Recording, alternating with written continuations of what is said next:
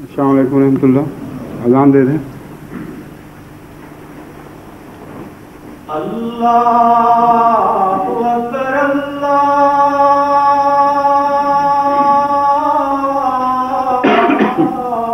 اکبر اللہ اکبر اللہ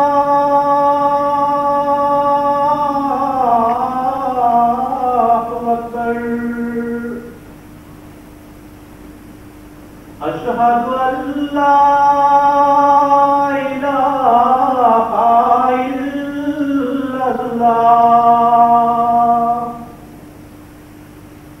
أشهد أن لا إله إلا الله. أشهد أن محمدا رسول الله. أشهد أن محمدا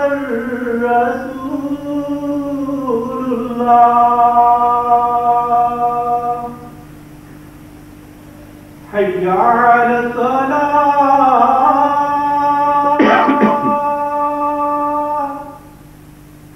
حي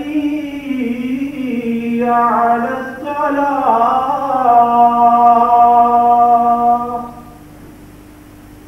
حي على الفلاح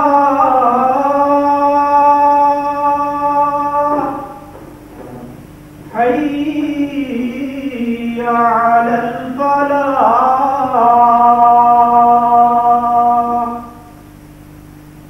الله أكبر الله أكبر. لا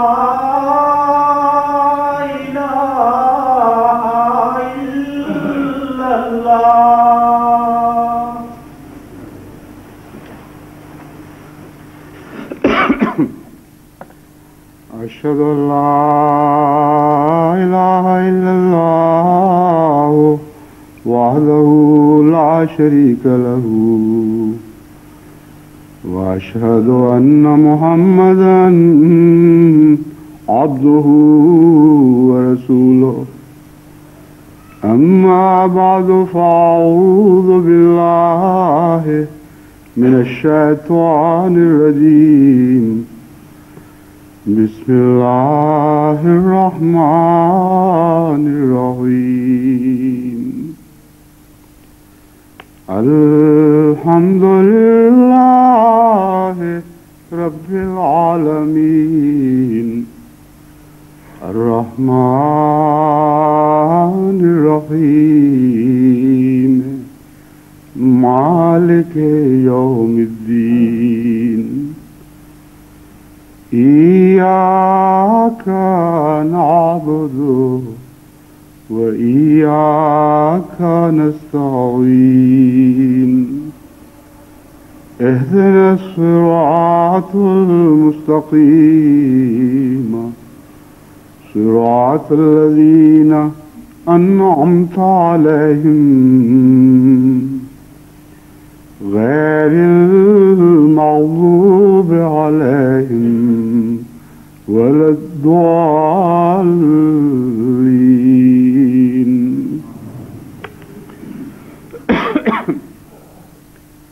گزشتہ خطبے میں نے سلمان رشدی کی شیطانی کتاب سے متعلق اپنے تاثرات کا اظہار کیا تھا، لیکن میں سمجھتا ہوں کہ یہ مضمون ابھی تشنہ تکمیل ہے. بعض ایسے اہم بنیادی سوال ہیں جن کی طرف توجہ مبذول کرنی ضروری ہے.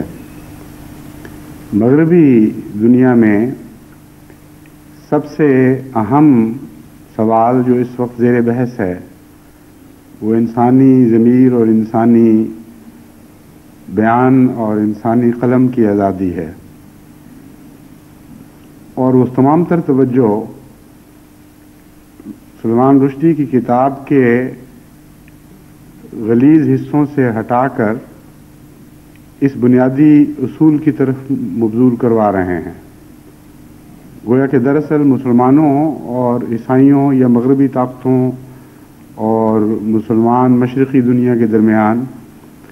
دراصل مبحث یہی ہے کہ کیا انسانی ضمیر کو آزادی ملنی چاہیے یا نہیں، کیا انسان کو قول اور فعل اور قلم کی آزادی نصیب ہونی چاہیے یا نہیں۔ جہاں تک مقدس بزرگوں کی بے حرمتی کا تعلق ہے یا خود خدا کے تقدس پر حملہ کرنے کا بھی تعلق ہے، قرآن کریم میں اس سلسلے میں بڑی واضح اور کھلی ہوئی غیر مبہم تعلیم موجود ہے۔ یہ وقت تھا کہ مسلمان اس تعلیم کو خوب کھول کر تمام دنیا کے سامنے پیش کرتے اور بتاتے کہ ایسی صورت میں قرآن کریم ہمیں کیا ہدایت دیتا ہے۔ اس کی بجائے جس قسم کے مظاہرے شروع کیے گئے یا جس قسم کے فتوے جاری کیے گئے، انہوں نے اسلام کے دشمنوں کے ہاتھ مضبوط کیے اور اسلام کو پہلے سے بھی بڑھ کر بھیانک شکل میں دنیا کے سامنے پیش کرنے کا موقع عطا کیا۔ چنانچہ اس سلسلے میں قرآنی تعلیم سے متعلق میں جماعت کو بھی مطلع کرنا چاہتا ہوں اور جماعت کی وساطت سے چاہتا ہوں کہ سب دنیا کے سامنے قرآنی تعلیم کے ان بنیادی حصوں کو خوب کھول کر پیش کیا جائے اور بتایا جائے کہ مقدس بزرگوں کی بے حرمتی ہو یا خدا تعالیٰ کی بے حرمتی ہو، اس سلسلے میں قرآن کریم نے ہمیں کیا تعلیم دی ہے اور کیا تہذیب سکھائی ہے۔ قرآن کریم کی 3 آیات کا میں نے اس موقع پر انتخاب کیا ہے۔ ایک ہے وَيُنذِرَ الَّذِينَ قَالُوا اتَّخَذَ اللَّهُ وَلَدًا مَا لَهُم بِهِ مِنْ عِلْمٍ وَلَا لِآبَائِهِمْ كَبُرَتْ كَلِمَةً تَخْرُجُ مِنْ أَفْوَاهِهِمْ إِنْ يَقُولُونَ إِلَّا كَذِبًا فَلَعَلَّكَ بَاخِعٌ نَفْسَكَ عَلَىٰ آثَارِهِمْ إِن لَّمْ يُؤْمِنُوا بِهَٰذَا الْحَدِيثِ أَسَفًا۔ اس آیت کریمہ میں جو سورہ کہف کی 5ویں اور 6ٹھی ان آیات میں جو سورہ کہف کی 5ویں اور 6ٹھی آیات ہیں، ان میں خدا تعالیٰ نے یہ مضمون بیان فرمایا کہ عیسائیوں نے اللہ تعالیٰ کے تقدس پر بہت بڑا حملہ کیا ہے، اور وہ حملہ یہ ہے کہ خدا تعالیٰ کی طرف ایک ایسا بیٹا منسوب کیا جو ایک عورت کے بطن سے پیدا ہوا ہے۔ اگرچہ دیو مالائی مذاہب میں اس قسم کے تصورات ملتے ہیں کہ خدا تعالیٰ کے بہت سے بیٹے ہیں، لیکن وہ بیٹے انسانی عورت کے بطن سے پیدا ہوئے بیان نہیں کیے جاتے الا ماشاء اللہ، یا اگر کیے جاتے تھے تو ایک تاریخ کا حصہ بن چکے تھے۔ لیکن عیسائی مذہب کا یہ عقیدہ جس نے دنیا میں پھیلنا تھا اور دنیا میں ایک بہت وسیع اثر و رسوخ پیدا کرنا تھا، اس گستاخی کو اپنے رسوخ کے ساتھ ہر جگہ پھیلاتا چلا جاتا، اس لیے قرآن کریم نے اس کا بہت سختی سے نوٹس لیا۔ فرمایا کہ کبرت کلمۃ تخرج من افواہہم، تم تصور نہیں کر سکتے، بہت ہی بڑی بات ہے جو انہوں نے خدا کی گستاخی کی ہے، کوئی معمولی گستاخی نہیں۔ خدا تعالیٰ کی طرف در حقیقت ازدواجی تعلقات منسوب کیے جا رہے ہیں، کیونکہ ایک انسان عورت کے بطن سے خدا کا بیٹا اس کے سوا کوئی تصور پیدا نہیں کرتا، لیکن اس کے ساتھ یہ تو فرمایا ان یقولون الا کذبا، کہ جھوٹ کے سوا وہ کچھ نہیں کہتے، مگر ان کی کوئی سزا تجویز نہ فرمائی۔ بس سب سے بڑا تقدس تو خدا کی ذات کا تقدس ہے، اس کے متعلق انتہائی گستاخی کا کلمہ قرآن کریم میں مذکور کرنے کے باوجود پھر اس کی سزا تجویز نہ کرنا، یہ بتاتا ہے کہ خدا تعالیٰ نے اپنی حکمت بالغہ کی وجہ سے کے نتیجے میں انسان کو یہ اختیار نہیں دیا کہ وہ خدا کے تقدس پر حملے کے نتیجے میں اس کو کوئی دنیاوی سزا دے، پھر انسان کا کیا رد عمل ہونا چاہیے؟ اسی اگلی آیت میں اس رد عمل کو حضرت اقدس محمد مصطفیٰ صلی اللہ علیہ وآلہ وسلم کے رد عمل کے طور پر بیان فرما دیا. فرمایا فَلَعَلَّكَ بَاخِعٌ نَفْسَكَ عَلَىٰ آثَارِهِمْ إِن لَّمْ يُؤْمِنُوا بِهَٰذَا الْحَدِيثِ أَسَفًا، کہ اگر یہ تیری باتیں سن کر نصیحت نہ پکڑیں، تیری ان باتوں کو نہ سمجھیں اور ایمان نہ لائیں، تو خدا کی اس عظیم گستاخی پر جو یہ کر رہے ہیں، کیا تو اتنا دکھ محسوس کرے گا کہ اس غم میں اپنے آپ کو ہلاک کر لے گا؟ پس رد عمل جو بیان فرمایا گیا اس سے زیادہ قابل اعتماد اور تقلید کے قابل اور کوئی رد عمل نہیں ہو سکتا، اور وہ دل کا دکھ ہے، اور اس دکھ کے نتیجے میں پیدا ہونے والے وہ صالح اعمال ہیں جو اسلام کے اوپر حملہ کرنے والوں کا ہر میدان میں دفاع کرتے ہیں، اور عمل صالح کا در حقیقت دل کے دکھ اور دل کے خلوص سے گہرا تعلق ہے. بس یہ عظیم الشان عالمی جد و جہد جو عیسائیت کے خلاف یا ان عیسائیت کے بد عقائد کے خلاف حضرت اقدس محمد مصطفیٰ صلی اللہ علیہ وآلہ وسلم نے جاری فرمائی، اس کا اس دکھ سے گہرا تعلق ہے. دوسرا گستاخی کا ایک نمونہ قرآن کریم نے خود عیسائیوں سے تعلق رکھنے کے سلسلے میں پیش کیا، لیکن اس کا حملہ خدا پر نہیں بلکہ خود ان عیسائیوں پر تھا. عجیب ہے خدا کی شان اور فصاحت و بلاغت قرآن کریم کی کہ یہ دونوں نمونے عیسائیت سے تعلق رکھنے والے پیش کیے ہیں. ایک میں عیسائیت خدا کے تقدس پر حملہ آور ہو رہی ہے، دوسرے میں عیسائیت کے دشمن حضرت مسیح اور حضرت مریم کے تقدس پر حملہ آور ہو رہے ہیں. اور واقعہ ایک ہی ہے جس کی بنا پر یہ دونوں کہانیاں بنائی گئی ہیں. یہ بھی غلط اور وہ بھی غلط، خدا تعالیٰ کا بیٹا ہونا بھی غلط اور حضرت مسیح کا نعوذ باللہ غیر قانونی ولادت ہونا بھی غلط. اس دوسرے کفر کا اور دوسری گستاخی کا ذکر کرتے ہوئے اللہ تعالیٰ فرماتا ہے وَبِكُفْرِهِمْ وَقَوْلِهِمْ عَلَىٰ مَرْيَمَ بُهْتَانًا عَظِيمًا، کہ خدا تعالیٰ نے جو یہود پر لعنت ڈالی ہے، اس لعنت کی وجوہات میں سے ایک اہم وجہ یہ ہے کہ انہوں نے حضرت مریم پر بہت ہی بڑا بہتان باندھا ہے، اور اس بہتان کے نتیجے میں حضرت مریم جو حضرت مسیح کی والدہ تھیں اور عیسائیوں کے نزدیک بہت ہی زیادہ عزت کے لائق ہیں، ان کی ذات پر نہایت ناپاک حملہ کیا گیا ہے. اور اس مظلومہ خدا کے بیٹے کی ذات پر بھی حملہ کیا جو دراصل مقدس وجود تھا اور خدا تعالیٰ کا ایک سچا رسول تھا. تو کتنا عظیم الشان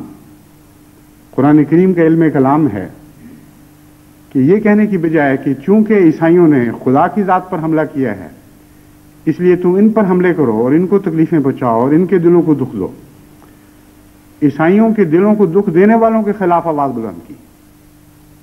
اور فرمایا کہ کچھ ایسے ظالم ہیں جو خدا پر حملے کر رہے ہیں اور کچھ ایسے ظالم ہیں جو خدا پر حملے کرنے والوں پر حملے کر رہے ہیں. وہ دونوں حملے ناجائز ہیں، وہ دونوں حملے ناپاک ہیں، اور سچائی کا یہ فرض ہے کہ ہر جگہ جہاں جھوٹ اور بتلان نظر آئے، جھوٹ اور باطل نظر آئے، وہاں اس کے خلاف جہاد بلند کرے، جہاد کا علم بلند کرے. بس یہ ہے قرآنی تعلیم، اور ان دونوں جگہ میں آپ کو کہیں یہ مضمون دکھائی نہیں دے گا کہ چونکہ عیسائی خدا کی گستاخی کرتے ہیں اس لیے نیاموں سے تلواریں نکالو اور ان کے اوپر حملہ آور ہو جاؤ، ان کے سر تن سے جدا کر دو، یا یہودی عیسائیوں کے مقدس وجودوں اور خود تمہارے مقدس وجودوں کی گستاخی کرتے ہیں اس لیے تم اٹھو اور ان کے خلاف تلواریں نکالو اور ان پر حملہ آور ہو، ان کو دنیا صفحہ ہستی سے نیست و نابود کر دو، ان کے زندہ رہنے کا حق چھین لو، کیونکہ انہوں نے ان وجودوں کے خلاف گستاخی کی ہے جن سے تم محبت کرتے ہو، جن کا تقدس تمہارے دل میں ہے. پھر ایک تیسری آیت میں قرآن کریم نے اس مضمون کی ایک عمومی شکل پیش فرمائی اور ایک غیرت مند مسلمان کے رد عمل کا ذکر فرمایا.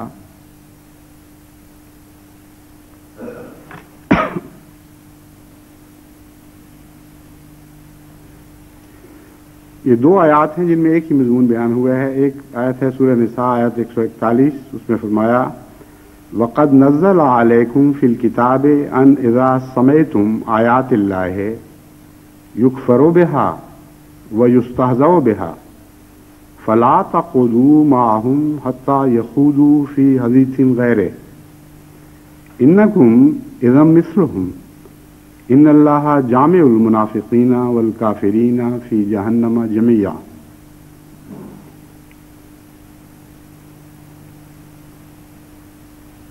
اور خدا تعالیٰ نے تم پر اس کتاب میں یہ حکم نازل فرما دیا ہے. بڑا ہی پرشوکت اور پرزور کلام ہے کہ خدا تعالیٰ نے اس کتاب میں جو احکام کی کتاب ہے مسلمانوں کے لیے یہ حکم نازل فرما دیا ہے کہ جب بھی تم خدا تعالیٰ کی آیات کا انکار ہوتا ہوا سنو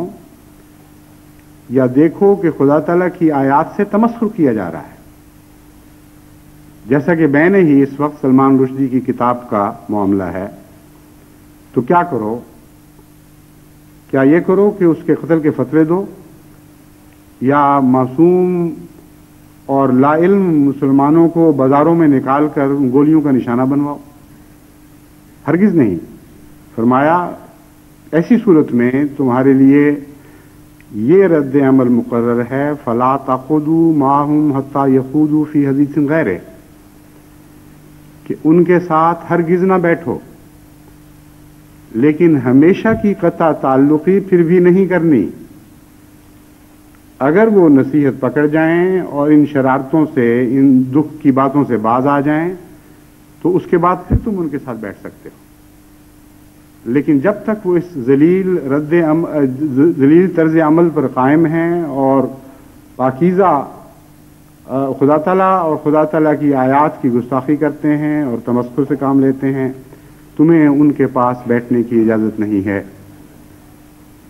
اور یہ بیٹھنے کی اجازت نہ دینا اپنی ذات میں ایک بہت بڑا حکیمانہ حکم ہے، کیونکہ اس کے دو نتیجے نکل سکتے ہیں.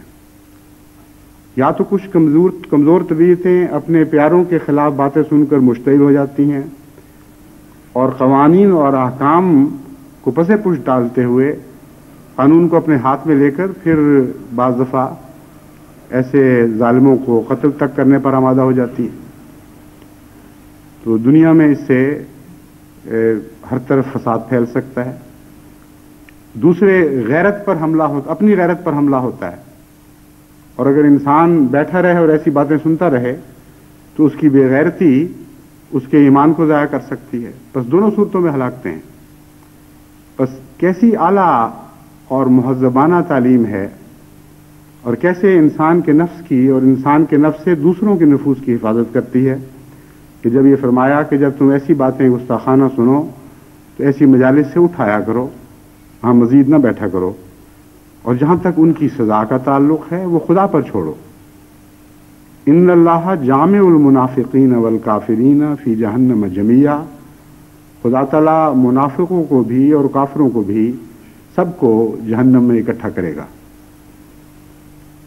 دوسری جگہ فرمایا وَإِذَا رَأَيْتَ الَّذِينَ يَخُوضُونَ فِي آيَاتِنَا فَأَعْرِضْ عَنْهُمْ حَتَّى يَخُوضُوا فِي حَدِيثٍ غَيْرِهِ وَإِمَّا يُنْسِيَنَّكَ الشَّيْطَانُ فَلَا تَقْعُدْ بَعْدَ الذِّكْرَىٰ مَعَ الْقَوْمِ الظَّالِمِينَ وَمَا عَلَى الَّذِينَ يَتَّقُونَ مِنْ حِسَابِهِم مِّن شَيْءٍ وَلَٰكِنْ ذِكْرَىٰ لَعَلَّهُمْ يَتَّقُونَ. سورہ انعام آیت 69 اور 70. فرمایا جب تم ایسے لوگوں کو دیکھو جو ہماری آیات میں بے لگام باتیں کرتے ہیں، بہکی ہوئی ایسی باتیں جن کا نہ سر ہے نہ پیر ہے، اور یخوضون کے اندر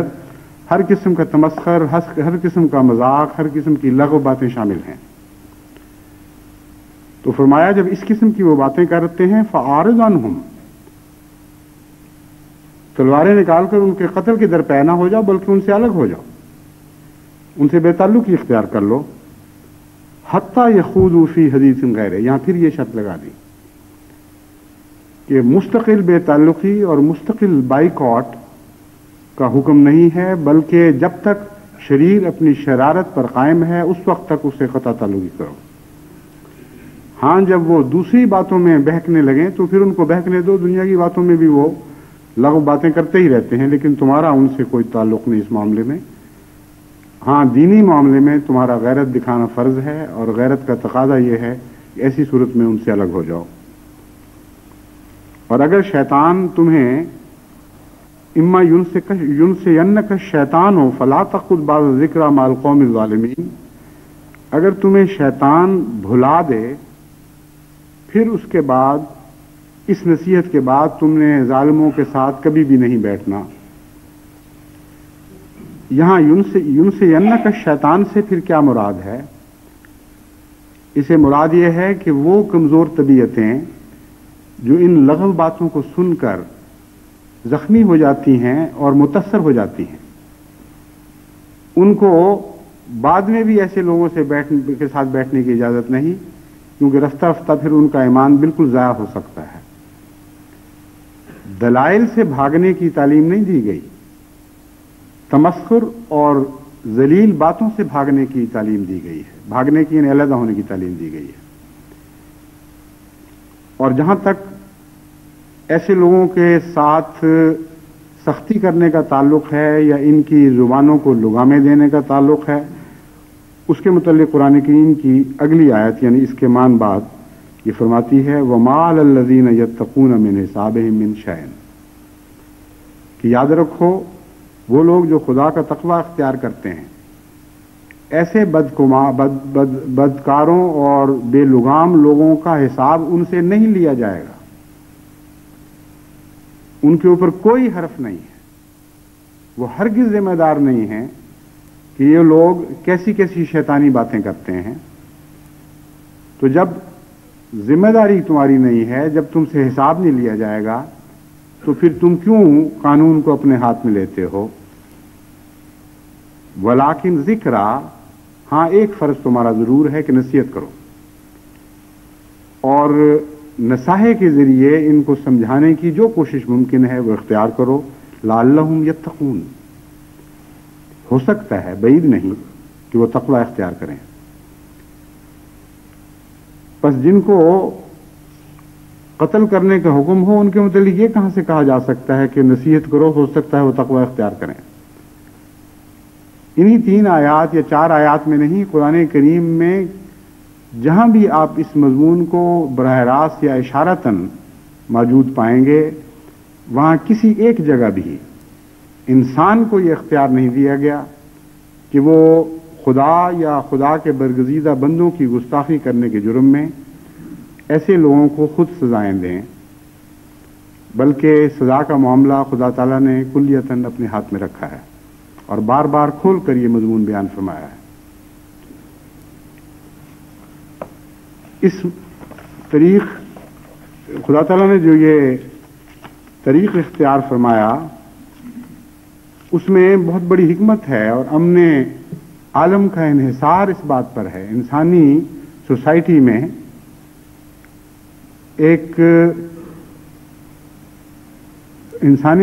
میں امن قائم کرنے اور فساد کے خطروں کو دور کرنے کے لیے یہ تعلیم نہایت ضروری تھی۔ وجہ یہ ہے کہ جہاں تک تقدس کا تعلق ہے، اس کے تصورات مختلف قوموں میں مختلف ہیں، اور ہر قوم نے اپنے ذہن میں کچھ مقدس وجود بنا رکھے ہیں، اور جہاں تک ان مقدس وجودوں کا تعلق ہے ان کے اوپر حملے کا تصور بھی جدا جدا ہے۔ بعض جگہ تنگ نظری کا یہ عالم ہوتا ہے کہ لوگ کہتے ہیں کہ اگر ہمارے مقدس وجود کا تم نے نام لیا تو یہ بھی ان کی تذلیل اور ان کی گستاخی ہے۔ اگر خدا تعالیٰ ہر انسان کو اپنے ذہن کے مطابق مقدس وجود کی بے حرمتی پر قانون کو اپنے ہاتھ میں لینے کی اجازت دیتا تو ساری دنیا میں ہر طرف فساد پھیل جاتا. کوئی دنیا کا ایسا انسان نہیں جس کے مذہب کی روح سے کسی دوسرے مذہب پر کوئی حملہ نہ ہوتا ہو. اور بعض ایسے مذاہب ہیں جو اپنے احساسات میں اتنے تیز ہیں کہ حملہ نہ بھی ہو تو حملے کا تصور کر لیتے ہیں. اس لیے خدا تعالیٰ نے انسانی سوسائٹی کو فساد سے بچانے کی خاطر یہ بین الاقوامی تعلیم دی. اور یہ بین الاقوامی تعلیم آپ کو دنیا کے کسی اور مذہب میں نظر نہیں آئے گی. اس لیے کہ کوئی اور مذہب بین الاقوامی نہیں تھا، نہ ہے. اور اسی مذہب کو یہ تعلیم عطا ہونی تھی، اسی کو عطا ہوئی جس کو تمام عالم کے لیے بھجوایا گیا ہے. بس بجائے اس کے کہ ان تعلیمات کو کھول کھول کر مغربی اور عیسائی دنیا کے سامنے رکھا جاتا اور بتایا جاتا کہ تم ہمیں کیا تہذیب سکھانے نکلے ہو، تم تو خوشہ چین ہو اسلام کے اور ساری تعلیم کے نہیں، صرف چند حصوں کے. جن باتوں کو تم نے آج اپنے زوم میں ترقی یافتہ زمانے میں جا کر ایک ترقی یافتہ تہذیب کی صورت میں پایا ہے، قرآن کریم کی تعلیم کے لحاظ سے اس میں بہت بہت رخنے موجود ہیں اور تمہاری تعلیم ناقص ہے. اور جو کچھ تم بتا رہے ہو جو اچھا ہے وہ پہلے سے اسلام میں موجود ہے، اور جو تمہارے پاس نہیں ہے وہ بھی اسلام میں موجود ہے. اور تمہاری تہذیب کے نام پر جو تم نے اصول پیش کیے ہیں ان میں جو رخنے ہیں ان کی بھی قرآن کریم نے نشاندہی فرمائی ہے. بس بنیادی بات یہی ہے کہ قرآن کریم دو دائروں کو الگ الگ کرتا ہے، جسمانی دائرے کو الگ کرتا ہے اور کلام کے دائرے کو الگ کرتا ہے. جو حملے جسمانی دائرے سے تعلق رکھتے ہیں ان کا جسمانی جواب دینے کی اجازت دیتا ہے. جو حملے کلام کے دائرے سے تعلق رکھتے ہیں ان کو کلام کے ذریعے جواب دینے کی اجازت دیتا ہے. یہاں تک کہ اگر کوئی بد کلامی کرتا ہے، یعنی عام دنیا میں خدا اور مقدس وجودوں کی بات نہیں، عام دنیا میں کسی انسان کے تعلق والے کے خلاف اس کے خلاف بد کلامی کرتا ہے تو عدل کی اعلیٰ تعلیم کے نقطہ نگاہ سے فرماتا ہے کہ ایسا مظلوم اگر بے قابو ہو جائے اور کلام کے ذریعے ویسی بات کرے جو ناپسندیدہ بات ہے تو اس پر خدا تعالیٰ کی طرف سے کوئی حرف نہیں. لیکن وہاں بھی یہ اجازت نہیں دی کہ وہ اس کے مقابل پر ہتھیار نکال لے اور اس کے قتل کے درپے ہو جائے یا اسے کوئی جسمانی سزا دے. بس یہ دو الگ الگ دائرے ہیں. جہاں حملہ تلوار سے کیا گیا ہے وہاں تلوار سے جواب دینے کا مسلمان کو حق ہے، بلکہ بعض صورتوں میں فرض ہو جاتا ہے. اور جہاں زبان سے یا قلم سے حملہ کیا گیا ہے وہاں زبان اور قلم سے جواب دینے کا نہ صرف حق ہے بلکہ یہ فرض ہو جاتا ہے. بس بجائے اس کے کہ مغربی دنیا اسلام کو ایک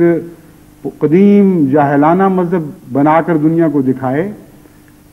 اگر زبان سے اس حملے کا جواب دیا جاتا اور قرآن کریم کے دیے ہوئے ہتھیاروں کو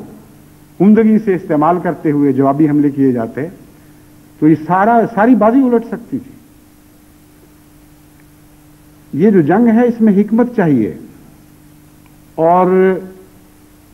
حکمت تو عام ماضی جنگوں میں یعنی تلوار کی جنگوں میں بھی چاہیے، لیکن خصوصیت سے کلام کی جنگ میں حکمت کا بڑا گہرا تعلق ہے. اس بات کا جائزہ لینے کی ضرورت تھی کہ مغرب کے پاس کون سے ہتھیار ہیں جن کے ذریعے وہ آج اسلام پر حملہ آور ہوا ہے. ہم کیوں ان ہتھیاروں سے ان پر جوابی حملہ نہیں کر سکتے؟ جہاں تک گستاخی کا تعلق ہے وہ ہم نہیں کر سکتے. اس کی وجہ یہ ہے کہ وہ وجود جو ان کے ہاں مقدس ہیں وہ ہمارے ہاں بھی مقدس ہیں. اس لیے بڑی یک طرفہ سی جنگ بن جاتی ہے اور غیر متوازن جنگ بن جاتی ہے. اگر وہ حضرت اقدس محمد مصطفیٰ صلی اللہ علیہ وآلہ وسلم اور آپ کی ازواج مطہرات پر حملے کرتے ہیں تو لعلہ کا واقع نفسہ کا مضمون تو ہم پر صادر ہوتا ہے، لیکن جوابی حملہ کرنے کی ہم کچھ جا نہیں پاتے، کیونکہ حضرت مریم اسی طرح ہمارے لیے مقدس ہیں، بلکہ بعض پہلوؤں سے زیادہ مقدس ہیں جس طرح عیسائیوں کے نزدیک ہیں، اور حضرت مسیح اپنی حقیقی شان میں ہم پر زیادہ روشن ہیں، ہم ان سے زیادہ ان کی زیادہ معرفت رکھتے ہیں بنسبت عیسائی دنیا کے تصوراتی مسیح کے۔ بس یہاں ایک غیر متوازن جنگ میں اور بھی زیادہ حکمت کی ضرورت ہے۔ آخر کس طرح ان باتوں کا جواب دیا جائے؟ پہلی بات تو یہ ہے، جیسا کہ میں نے گزشتہ خطبے میں جماعت کو نصیحت کی تھی، کہ اگرچہ یہ کتاب پڑھنا ایک شدید روحانی اذیت ہے، لیکن بعض محققین اگر جواب دینے کی خاطر اس کا مطالعہ کرتے ہیں تو وہ ان کی مجبوری ہے۔ حتیٰ یہ خودو فی حدیث غیر والا مضمون یہاں اس وجہ سے اطلاق نہیں پاتا کہ یہاں عالم اسلام کے دفاع کے لیے اور اسلام کے روحانی جہان کے دفاع کے لیے ایک کارروائی، ایک تکلیف دہ کارروائی ضروری ہے۔ جب میدان میں جنگ میں آپ جاتے ہیں تو چرکے بھی لگتے ہیں، آپ زخم بھی کھاتے ہیں، جانیں بھی ضائع ہوتی ہیں، مگر مجبوری ہے۔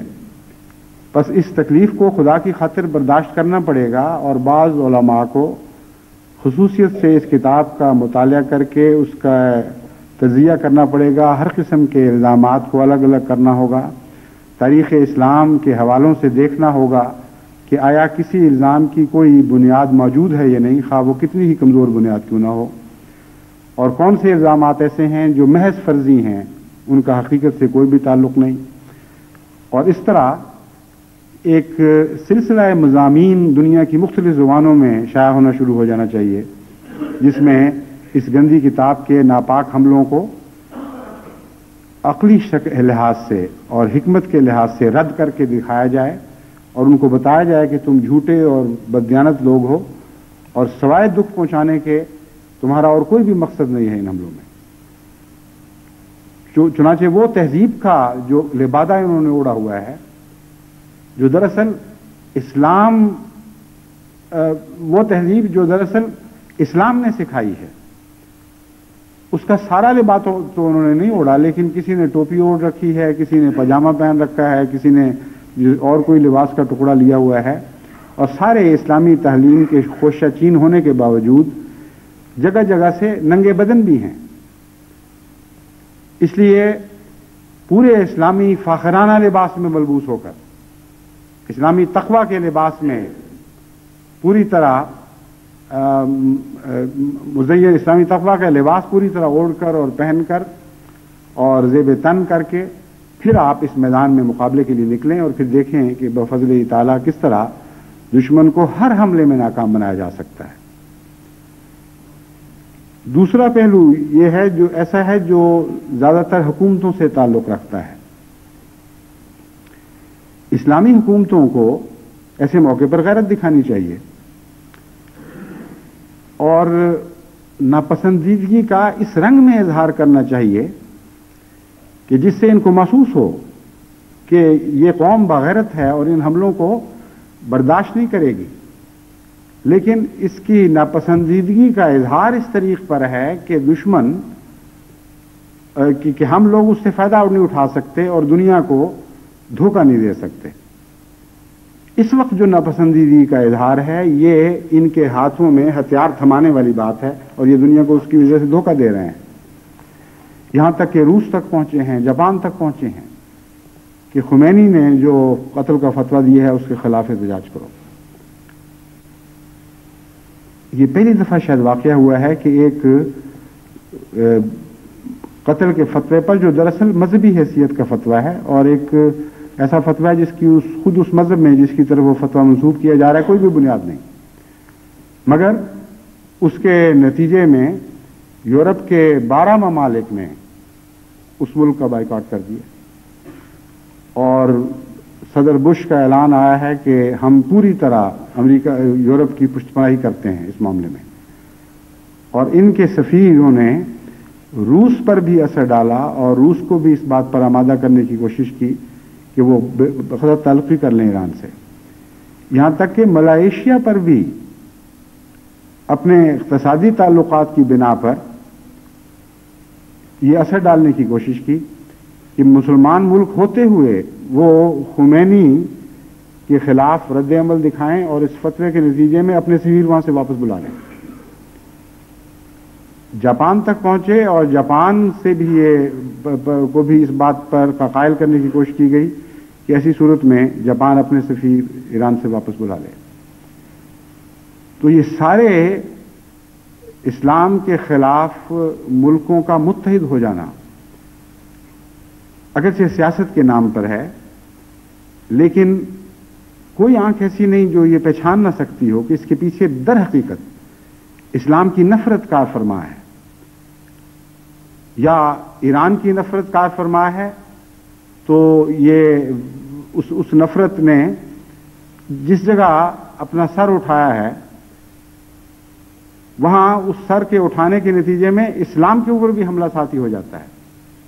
یعنی یہاں دونوں یہ ایران کی نفرت، یوں کہہ لینا چاہیے کہ ایران کی نفرت اور اسلام کی نفرت نے گویا کہ ایک اجتماع کر لیا ہے، اور اگر ایران کے خلاف نفرت کا اظہار کریں اور دوست مسلمان ممالک پوچھیں تو ان کو یہ کہا جا سکتا ہے کہ دیکھو ہم تو اسلام کے خلاف بالکل نہیں ہیں، ہم تو ایران سے اپنے بدلے اتار رہے ہیں۔ اور اگر دوسرے ممالک اپنے دوست ممالک بات کریں تو ان سے کہیں کہ دیکھیں ہم نے تو اسلام کے خلاف اسلام پر حملہ کرنے کا کوئی موقع ہاتھ سے جانے نہیں دیا۔ اور تیسرا اس طرز عمل کا فائدہ یہ اٹھایا انہوں نے کہ سلمان رشدی کی کتاب کی غلاظت سے توجہ اس رنگ میں ہٹائی کہ گویا تو یہ ایک ثانوی سی بات ہے، اس کی کوئی حیثیت ہی نہیں ہے، ایک معمولی بات ہے۔ اصل واقعہ تو یہ ہے کہ سلمان رشدی کے خلاف قتل کا فتویٰ دے دیا گیا ہے اور مسلمان مظاہرے کر رہے ہیں۔ یہاں تک کہ ایران نے برطانیہ کو یہ پیشکش بھی کی کہ تم کھلم کھلا اس کتاب کو کنڈیم کرو، اس کے خلاف نفرت کا، مذمت کا اظہار کرو، تو پھر بھی ہمارے تعلقات دوبارہ بحال ہو سکتے ہیں۔ مگر انہوں نے کہا یہ نہیں ہو سکتا، کتاب کی مذمت کا ہم اعلان نہیں کریں گے۔ یعنی تمام دنیا کو یہ کہہ رہے ہیں، یہاں آ کر بات کھل جاتی ہے، تمام دنیا کو یہ کہہ رہے ہیں کہ دراصل اس موقع پر اصل جھگڑا یہ ہے کہ خمینی کے اس فتوے کے خلاف مذمت کا اظہار ہونا چاہیے یا نہیں ہونا چاہیے۔ خمینی کے اس فتویٰ کے خلاف تمام دنیا کو مذمت کرنی چاہیے، یہ ان کا مطالبہ ہے۔ اور جب کہا جائے کہ جس خباثت کی وجہ سے خمینی نے یہ حرکت کی اس کی مذمت کے متعلق تمہارا کیا خیال ہے، تو کہتے ہیں زبان کی اور قلم کی اور ضمیر کی آزادی ہے۔ اگر آزادی ہے تو مذمت کرتے ہوئے تمہاری زبانوں پہ کیوں تالے پڑ جاتے ہیں؟ ایک بے حیائی کو اپنی آنکھوں سے دیکھتے اور پھر اس کی مذمت نہیں کرتے۔ یہاں پہنچ کر اسلام کی دشمنی ظاہر ہو جاتی ہے۔ جو میں مضمون بیان کر رہا ہوں ایک فرضی الزام نہیں ہے جو ان پر عائد کیا جا رہا ہے، ان کا طرز عمل کھول کر بتا رہا ہے کہ محض سیاسی دشمنی نہیں ہے بلکہ اسلام کی دشمنی بھی اس ساری صورتحال میں کار فرما ہے۔ ایسی صورت میں ان سے کیا سلوک ہونا چاہیے؟ جس قسم کے ہتھیاروں سے کوئی دشمن حملہ کرتا ہے اس قسم کے ہتھیاروں کا استعمال نہ صرف قرآن کریم سے جائز ثابت ہے بلکہ ضروری ہو جاتا ہے۔ اس وقت مغربی دنیا کے نزدیک مغربی دنیا کے ہاتھ میں دو بڑے ہتھیار ہیں جن کو یہ اپنے مد مقابل کے خلاف استعمال کرتے ہیں۔ ایک ہے عالمی رائے عامہ کو اپنے حق میں اور دوسرے کے خلاف استعمال کرنا، اور دوسرا ہے اقتصادی دباؤ۔ چنانچہ جب بھی یہ کسی ملک کے خلاف نفرت کا اظہار کرتے ہیں تو آپ پڑھتے ہوں گے کہ یونائٹڈ نیشنز میں، اقوام متحدہ وغیرہ میں یہ کوششیں کی جاتی ہیں کہ اس کا اقتصادی بائیکاٹ کیا جائے۔ یہ جو دو ہتھیار ہیں یہ ان کے نزدیک مہذب ہتھیار ہیں، ان کے خلاف آواز نہیں بلند کی جا سکتی۔ ان دو ہتھیاروں کو کیوں عالم اسلام استعمال نہیں کرتا؟ بجائے اس کے کہ معصوم مظلوم مسلمانوں کو گلیوں میں نکال کر ان کو بھیڑ بکریوں کی طرح خود اپنے ہاتھوں سے قتل کرو، ٹکڑے ٹکڑے کرو.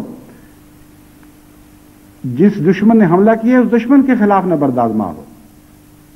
اور انہی ہتھیاروں کو اس کے خلاف استعمال کرو جن ہتھیاروں کو وہ خوب استعمال کرنا جانتا ہے اور آج بھی استعمال کر رہا ہے. پس سلمان رشدی کی اس کتاب کے نتیجے میں جو عالمی رائے عامہ مسلمانوں کے حق میں ہو سکتی تھی، ہمارے غلط رد عمل کے نتیجے میں وہ ساری عالمی رائے عامہ ان لوگوں کے حق میں ہو گئی. یعنی ظلم کرنے والے بھی یہ ہیں اور مظلوم بننے والے بھی یہ ہیں. آج ساری دنیا ان کے پروپیگنڈے سے متاثر ہو کر، اگر ساری دنیا نہیں تو دنیا کا ایک کثیر حصہ اور طاقتور حصہ ان کے پروپیگنڈے سے متاثر ہو کر یہ نتیجہ نکال رہا ہے کہ مسلمان ظالم ہیں اور مغربی ممالک مظلوم ہیں، کیونکہ آزادی ضمیر کے جہاد کا معاملہ ہے، اور اس معاملے میں مسلمان آزادی ضمیر کو کچلنے کے درپے ہیں، جبکہ مغربی دنیا ان کی اس کی حفاظت کر رہی ہے. اور کتاب کا گند اور غلاظت اور ناجائز حملہ اور ایک ارب سے زائد مسلمانوں کے دلوں کے ٹکڑے اڑا دینا ایسے ظالمانہ حملے سے، ان کے نزدیک اس چیز کی کوئی بھی اہمیت نہیں رہی. مسلمان ممالک کے پاس دولت ہے، اگر وہ چاہیں تو اقتصادی حملے کا بھی کے ذریعے بھی جواب دے سکتے ہیں، اور رائے عامہ کے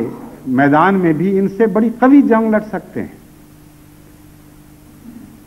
ایسے ایسے لکھنے والے یہاں موجود ہیں جن کو اگر ان کے وقت کی، ان کے قلم کی قیمت دی جائے اور بات سمجھائی جائے تو خود انہی کے اخبار ان کی آواز کو دبا نہیں سکتے. بڑے بڑے اعلیٰ پائے کے مصنفین موجود ہیں مغربی دنیا میں جو سمجھدار بھی ہیں. اگر عرب دنیا، یہ تیل کی دنیا، عربوں کی تیل کی دنیا ان لوگوں سے تعلق پیدا کرتی اور فوری طور پر جوابی کارروائی کے لیے ان کو لکھنے پر آمادہ کرتی اور اس معاملے پر خرچ کرتی، تو ہرگز بعید نہیں تھا کہ رائے عامہ کے میدان میں ایک دفاعی جنگ بڑی شدت کے ساتھ شروع ہو جاتی. کتابیں لکھوائی جا سکتی تھیں، اخباروں سے جو طاقتور اخبار ہیں ایسے تعلقات قائم کیے جا سکتے تھے اقتصادی دباؤ کے نتیجے میں کہ وہ اخبار از خود مسلمانوں کے نقطۂ نگاہ کو خوب عمدگی کے ساتھ، وضاحت کے ساتھ دنیا کے سامنے پیش کرتے ہیں. دنیا کے معاملات میں، سیاست کے معاملات میں لوگ اخبارات سے فائدہ اٹھاتے ہیں اور ان بعض دفعہ ان کو خرید بھی لیتے ہیں اگر وہ تعاون نہ کریں. یہی انگلستانی کی بات ہے کہ 19ویں صدی کے آخر پر 1888 یا اس کے لگ بھگ ایک پارسی، ہندوستان کے پارسی کو خیال آیا کہ میں انگلستان کی پارلیمنٹ کا ممبر بنوں. وہ چونکہ بڑے اچھے مقرر، بہت اچھے لکھنے والے اور انہی کی یونیورسٹیوں کے پڑھے ہوئے تھے، تو ان کا خیال تھا کہ میرے علم سے متاثر ہو کر مجھے لوگ ووٹ دیں گے اور میں جیت جاؤں گا. اپنے متعلق ان کی یہ حسن ظنی درست تھی، لیکن یہ وہم غلط تھا کہ یہ قوم ان کو کرنے دے گی، کیونکہ آج کل تو یہ ایسی باتیں عام ہیں، لیکن اس زمانے میں یہ سوچنا کہ انگلستان کی پارلیمنٹ میں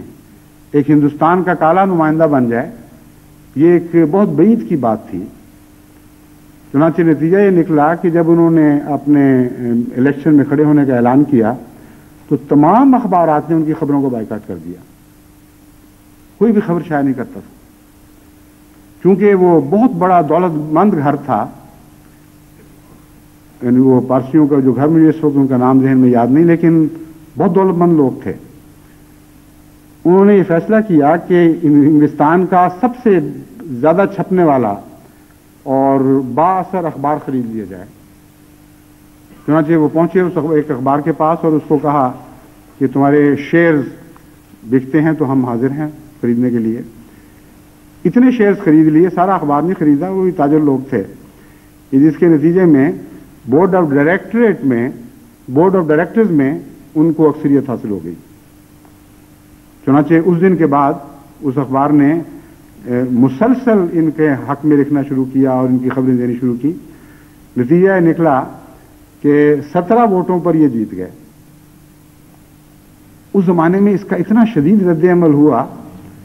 کہ ہندوستانی آ کر ہم سے یہ حرکت کر جائے، ہماری پارلیمنٹ کا ممبر ہمارے علی الرغم بن جائے، ہمارے اخبار خرید کر،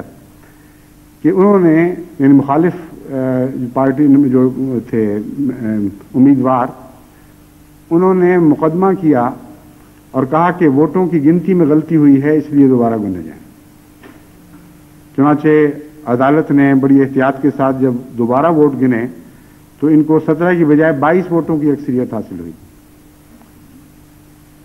تو دنیا کی خاطر، اپنے سیاسی مفادات کی خاطر لوگ یہ حرکتیں کرتے ہیں اور یہ جائز ہیں، ان میں کوئی برائی نہیں۔ کوئی دنیا کا معقول آدمی اس ایسی طرز عمل پر حملہ نہیں کر سکتا۔ باقی ممالک تو چھوڑیں، سعودی عرب کے پاس اتنا روپیہ ہے کہ چاہے تو سارے انگلستان کے اخبار خرید لے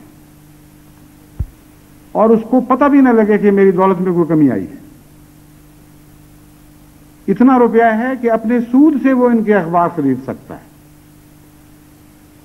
اور اتنی رقم قائم کر سکتا ہے۔ جیسا کہ میں نے کہا، یہ اقتصادی قومیں ہیں، اقتصادی مفادات کے پیچھے چلنے والی قومیں ہیں۔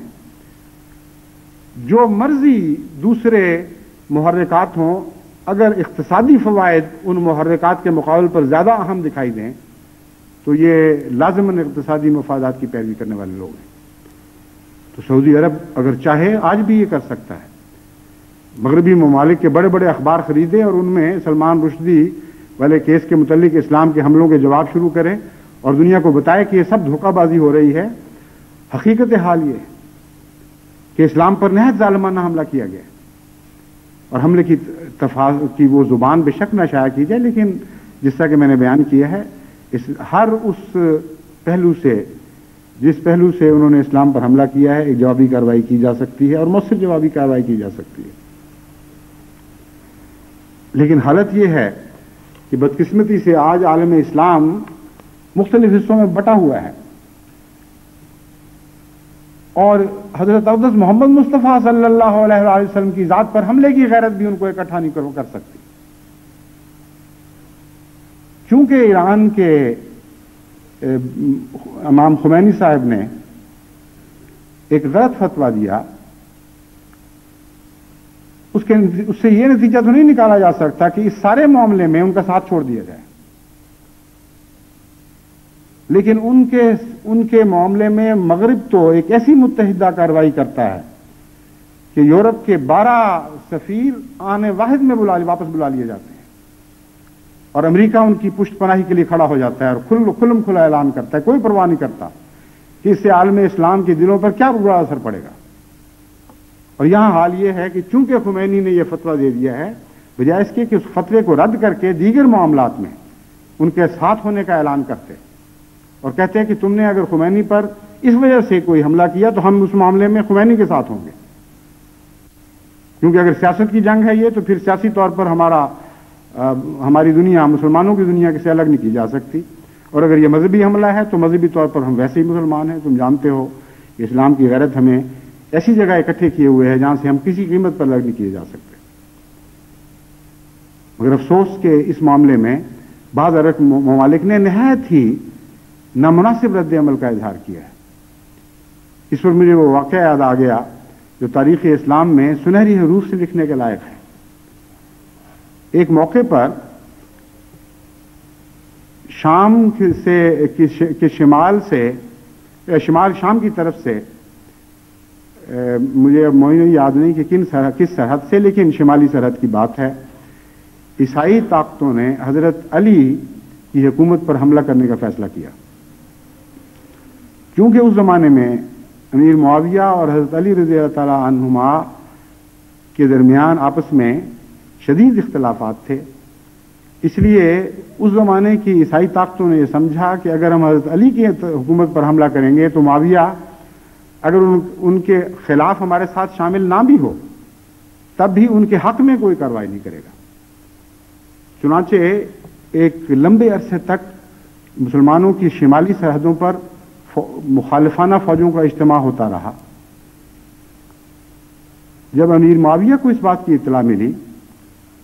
تو انہوں نے قیصر روم کے نام ایک خط لکھا اور اس خط میں لکھا کہ مجھے معلوم ہوا ہے کہ علی کی حکومت کو کمزور سمجھتے ہوئے تم نے علی کی حکومت پر حملہ کرنے کا فیصلہ کر لیا، اور تم یہ سمجھتے ہو کہ معاویہ کی علی سے دشمنی ہے، اس لیے معاویہ اس صورت میں علی کی مدد کو نہیں آئے گا۔ لیکن خدا کی قسم تمہارا یہ خیال جھوٹا ہے، یہ عالم اسلام کی غیرت کا معاملہ ہے۔ علی اگر تم نے اس حملے کی جرات کی تو وہ سپاہی جو علی کی طرف سے لڑنے والے ہوں گے ان میں صف اول پر معاویہ کھڑا ہوگا، اور معاویہ کی ساری طاقتیں علی کی خدمت میں پیش کر دی جائیں گی۔ یہ اتنا عظیم الشان خط تھا اور اتنا اس کا روپ طاری ہوا کہ کسی لڑائی کی نوبت نہیں آئی، اور دشمن نے فیصلہ کیا کہ وہ عالم اسلام جو اپنے سیاسی مقاصد میں اور مذہبی مقاصد میں اس طرح متحد ہونے کی طاقت رکھتا ہے، اس پر کوئی حملہ کامیاب نہیں ہو سکتا۔ آج افسوس کہ تاریخ کے سنہری باب کو بھلایا جا رہا ہے۔ آج مسلمانوں کی ان اندرونی دشمنیاں اس بات کی راہ میں حائل ہو گئی ہیں کہ اسلام کے خلاف شدید ترین اور غلیظ ترین حملوں کے مقابل پر بھی وہ اکٹھے ہونے سے انکار کر رہے ہیں۔ بس ایک ایسی عالمی مشاورت کی بلانے کی ضرورت ہے جو خواہ مکے یا مدینے میں بلائی جائے، یا اسلام آباد پاکستان میں بلائی جائے، یا ایران میں بلائی جائے، یا دنیا کے کسی اور خطے میں بلائی جائے۔ کوئی بلانے والا ہو اور کوئی وہ مقام ہو جہاں اکٹھا ہونے کی دعوت دی جائے۔ آج خدا اور محمد مصطفیٰ کی غیرت کا تقاضا ہے کہ تمام عالم اسلام لبیک لبیک کہتے ہوئے اس مقام پر اس دعوت کو قبول کرتے ہوئے اکٹھا ہو جائے، اور یہ فیصلہ کرے کہ کس طرح ہم نے حضرت اقدس محمد مصطفیٰ صلی اللہ علیہ وسلم کی حرمت اور عزت کا دفاع کرنا ہے، اور اس راہ میں جو بھی تعلیم قرآن کریم نے ہمیں دی ہے اس تعلیم کے اندر رہتے رہتے دفاع کرنا ہے، اس سے باہر نکل کر ایک قدم باہر نکال کے دفاع نہیں کرنا۔ پھر جیسا کہ میں نے بیان کیا ہے، قرآن کریم کی تعلیم نہایت جامع اور مانع ہے، اس رنگ میں آپ کو دفاع کی ہدایت دیتی ہے کہ دشمن نے جو ہتھیار اپنا رکھے ہیں وہ دشمن کے ہاتھ سے چھینے جائیں گے۔ جس طرح تلواروں کے مقابلے میں بعض تلوار کے دھنی اس طرح حملہ کرتے ہیں کہ دشمن کے ہاتھ کی تلوار ہاتھ سے چھنک کے گر جایا کرتی ہے۔ یہ رائے عامہ کی جو تلوار انہوں نے اٹھا رکھی ہے، اگر آپ قرآنی حکمت کے دائروں میں رہتے ہوئے جوابی کارروائی کریں تو ان کے ہاتھ سے یہ تلوار چھنک کے گر جائے گی۔ آپ آج نہتے نظر آتے ہیں، قرآن کی طاقت سے یہ تلوار آپ کے ہاتھ میں تھمائی جائے گی، اور دنیا کی سارے رائے عامہ کو آپ مروب اور مجبور کر سکتے ہیں یہ بات ماننے پر کہ اسلام مظلوم ہے، اور اسلام کے خلاف جو دشمن حملہ آور ہیں ان کو ان حملوں کا کوئی حق نہیں ہے۔ اسلامی تعلیم کے اندر رہنے میں ہی اسلام ساری عالم اسلام کی طاقت ہے، لیکن اسلامی تعلیم سے باہر نکل کر اور بکھر کر انفرادی طور پر وہ جوابی کارروائیاں کرنا جن کی اسلام اجازت نہیں دیتا، یہ جوابی کارروائیاں کبھی کامیاب نہیں ہو سکتی۔ ایسی جوابی کارروائیوں سے دشمن کو مزید اور پھر مزید اور پھر مزید طاقت ملتی چلی جائے گی، اور آپ اور زیادہ دنیا میں خود بھی بدنام ہوں گے، اور عالم اور اسلام کو بھی بدنام کریں گے، اور قرآن کو بھی بدنام کریں گے، اور حضرت اقدس محمد مصطفیٰ صلی اللہ علیہ وسلم کو بھی کی بدنامی کا بھی موجب بنیں گے۔ اس لیے قرآن ایک جامع معنی کتاب ہے، ایک کامل شریعت ہے، ایک اتمام نعمت ہے۔ اس کمال شریعت، اس اتمام نعمت سے فائدہ اٹھائیں، اور قرآن تعلیم کی حدود کے اندر رہتے ہوئے قرآنی ہتھیاروں کو ہاتھوں میں تھام کر آج اپنی غیرت کا مظاہرہ کریں۔ بعض عیسائی پادریوں نے، جن میں شرافت کا بیج ہے اور شرافت کی خوب بو ہے، انہوں نے یہاں تک اعلان کیا ہے کہ ہم پینگوئن سیریز کی آئندہ کوئی کتاب بھی کبھی نہیں خریدیں۔ یہ ایسا گندا اور ناپاک حملہ ہے، اس حملے کے دفاع میں یہ نہیں کہا جا سکتا کہ آزادی ضمیر کے حق کو استعمال کیا گیا۔ آزادی ضمیر کے حق کا ناجائز اور نہایت ناپاک اور بہیمانہ استعمال کیا گیا۔ اس لیے آزادی ضمیر کے حق کو تلوار سے تو نہ کاٹیں، لیکن اس حق کو پامال کرنے والے کو اس طرح دنیا کے سامنے ننگا کر دیں، اور اس طرح اس کی خامیوں کو اچھال کر دنیا کے سامنے پیش کر دیں کہ بجائے اس کے کہ وہ معصوموں پر داغ لگا سکے، اس کے جسم کا، اس کے دل کا، اس کی فطرت کا داغ دنیا کے سامنے ننگا ہو کر باہر آ جائے۔ یہ وہ طریق ہے جس کے مطابق عالم اسلام کو جوابی کارروائی کرنی چاہیے، اور میں امید رکھتا ہوں کہ احمدی جہاں جہاں بھی اثر و رسوخ رکھتے ہیں وہ ساری صورتحال کو اس طرح میں ان کو سمجھا رہا ہوں، آپ کو سمجھا رہا ہوں، اس طرح اور کھول کھول کر قرآن کریم کی تعلیم کی روشنی میں دنیا کے سامنے پیش کریں گے۔ اور جہاں جہاں حکومتوں میں کسی جگہ بھی احمدیوں کا اثر اور نفوذ ہے کسی رنگ میں، بعض ایسے بھی احمدی ہیں جو سعودی عرب میں بڑے ڈاکٹر ہیں، سرجن ہیں، اور چونکہ چھوٹے پاکستانی ملا کی نگاہ وہاں تک نہیں، اس لیے وہاں وہ کام کر رہے ہیں، اور چونکہ وہ بااخلاق ہیں اور اپنے فن میں بڑی مہارت رکھتے ہیں، اس لیے تمام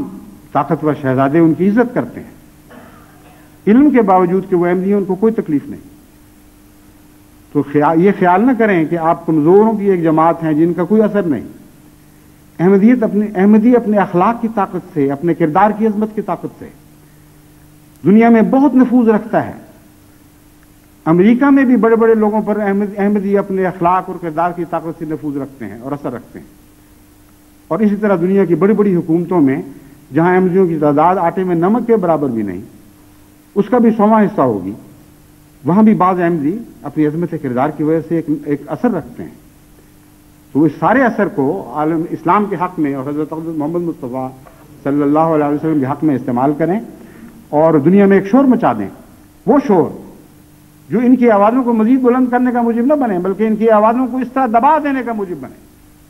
کہ کسی بھی غیرت کو آئندہ کبھی اسلام پر حملہ کرنے کی ضرورت نہ ہو۔ ایک اور پہلو اس مضمون کا یہ ہے جس سے مجھے بہت تکلیف ہے کہ مسلمان علماء بھی اور بعض سیاسی لیڈر بھی جذباتیات کو ابھار کر بعض مسلمان عوام کو جو لا علم ہیں، جن کو پتہ نہیں کہ ہم کیا کر رہے ہیں، ان کو گلیوں میں نکالتے ہیں اور خود اپنے ہی اہل ملک کی طاقتوں کے سپاہیوں کی گولیوں کا نشانہ بنواتے ہیں۔ ایسے واقعات اسلام آباد میں بھی ہوئے، کراچی میں بھی ہوئے، بمبئی میں بھی ہوئے، دوسرے ملکوں میں بھی ہوئے، اور بہت سے مسلمان ہیں جو اس دینی غیرت کی وجہ سے شہید ہو گئے ہیں۔ یہ درست ہے کہ اسلام اس بات کی اجازت نہیں دیتا، اس قسم کے خطرناک اور بیہودہ رد عمل کی اجازت نہیں دیتا، لیکن یہ بھی درست ہے کہ جن لوگوں نے اپنی جانیں فدا کی ہیں ان کو ان باتوں کا کوئی علم نہیں، ان میں سے اکثریت بالکل معصوم ہے، اور صرف حضرت اقدس محمد مصطفیٰ صلی اللہ علیہ وسلم کی غیرت پر حملہ ہوتے ہوئے انہوں نے اپنے لیے زندہ رہنا پسند نہیں کیا۔ وہ گلیوں میں پلنے والے عام غریب لوگ اور مزدور لوگ تھے، لیکن حضرت اقدس محمد مصطفیٰ صلی اللہ علیہ وسلم اور آپ کے دین کی غیرت رکھنے والے تھے۔ جب مولویوں نے انہوں نے یہ کہا کہ آج دین کی غیرت تمہیں بلا رہی ہے، آج محمد مصطفیٰ کی آواز تمہیں بلا رہی ہے،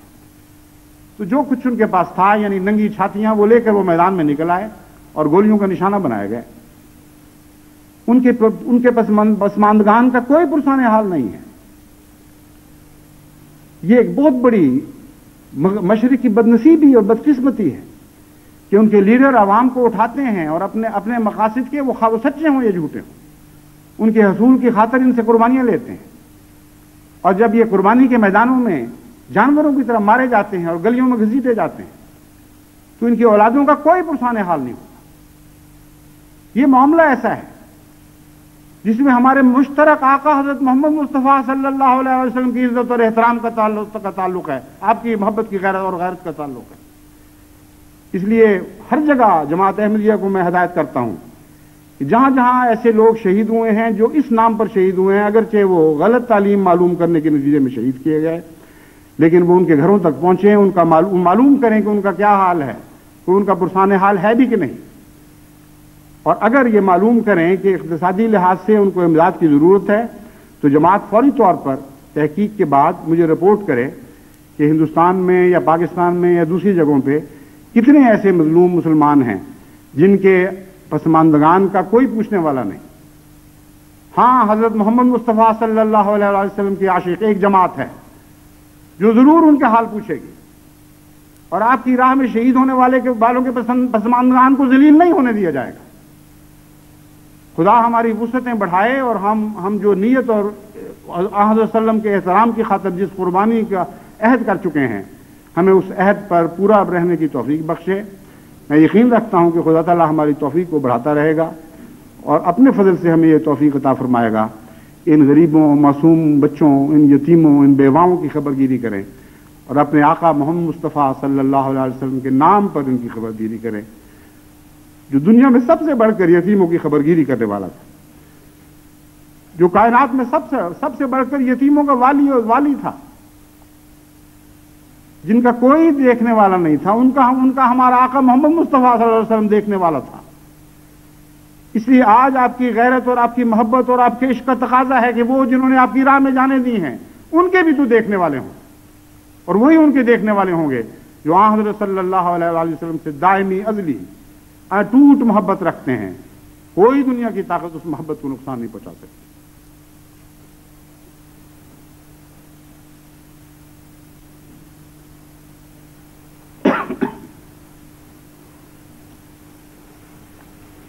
الحمد لله نحمده ونستعينه ونستغفره ونؤمن به ونتوكل عليه ونعوذ بالله من شرور أنفسنا ومن سيئات أعمالنا من يهده الله فلا مضل له ومن يضلله فلا هادي له ونشهد أن لا إله إلا الله وحده لا شريك له ونشهد أن محمدا عبده ورسوله عباد الله رحمكم الله إن الله يأمر بالعدل والإحسان وإيتاء ذي القربى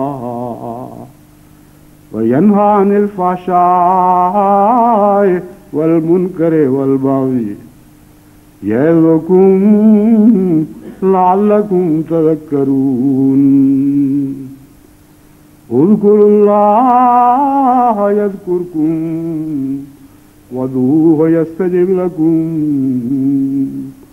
ولذكر الله أكبر